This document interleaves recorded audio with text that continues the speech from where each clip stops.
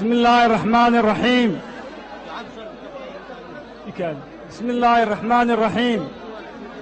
الحمد لله رب العالمين، ثم الصلاة والسلام سرمدا على النبي خير من قد وحدا وآله وصحبه وسلم. مدنيال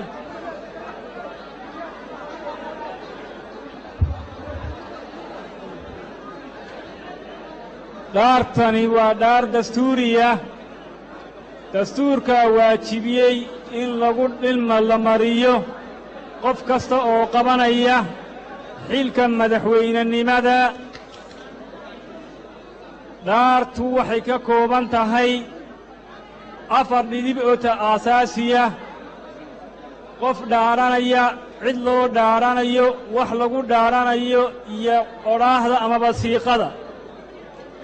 waxaa dhaaranaya maxamed cabdulaahi farmaajo oo ah wuxuu ku dhaaranayaa dastuurka ilaahay. waxaad iga daba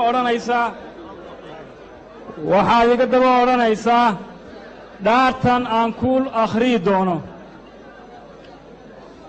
waxaad tidhahdaa waxaan ku dhaaranayaa magaca ilaahay inaan xilkayga u gudanayo si daacad ah oo danta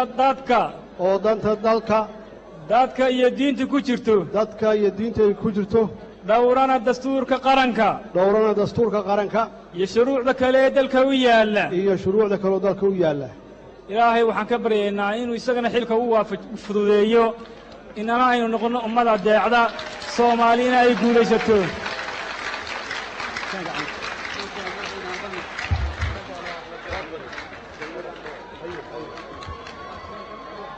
بسم الله الحمد لله.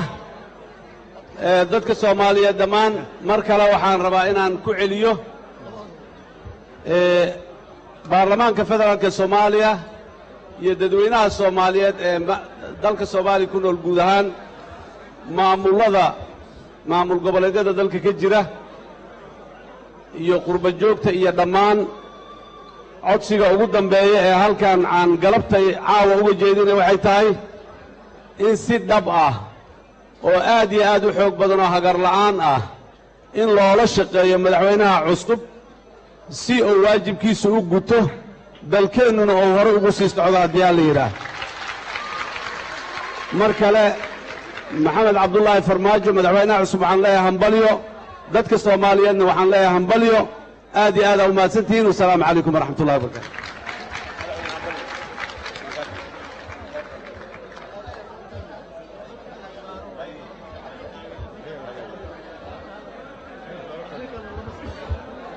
بسم الله الرحمن الرحيم.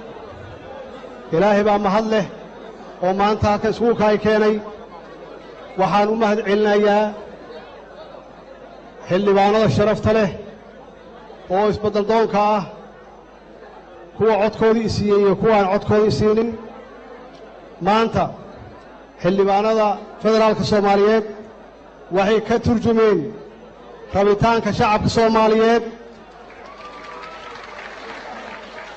guushaan waxaa leh dadweynaha Soomaaliyeed meel kasta ay adduunka ka joogaan.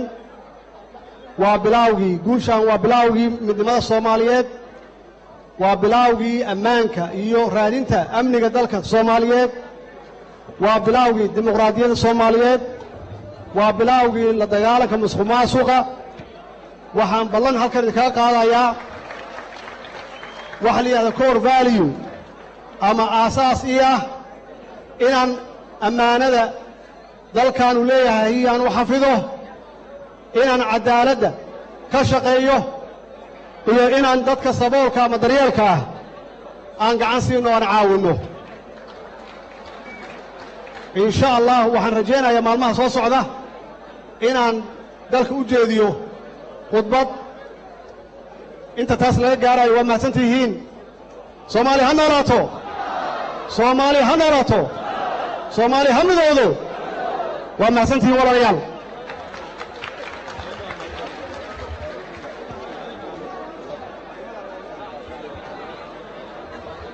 waxaan rabaa oon iloobay raalliga ahaada inaan u mahad celiyo murashaxiintii oo dhan oo sanad muddo laga joogo soo shaqaynayey waxaan rabaa si gaar ahaaneed inaan ugu mahadceliyo madaxweynahaygii hore shariif sheekh axmed waxaan rabaa inaan u mahadceliyo madaxweynahayna qaranka oo si nabada oo wanaagsan oo smuuth ah ku wareejiyey xilka madaxweyne waa mahadsan tahay allah ku xafido soomaalina allah xafido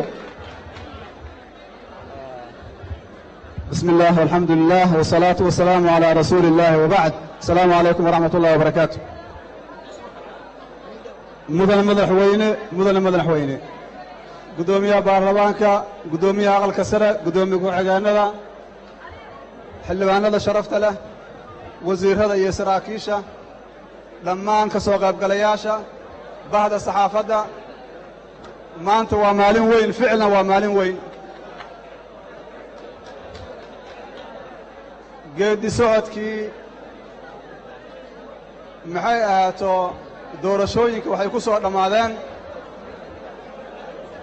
madaxweyne farmaajo inuu ku guulaysto maanta waa u hambalyaynaynaa waxaana u rajaynaynaa guul ummadda soomaaliyeedna waxaan u rajaynaynaa inay waa cusub gasho walaalkay madaxweyne xasan sheekhna waa mahadsan yahay inuu maanta si furfuran oo farxad leh u wareejiyey xilkii waana la shaqay doonaa waa mahadsantiin wasalaamu calaykum waraxmatullahi wabarakaatu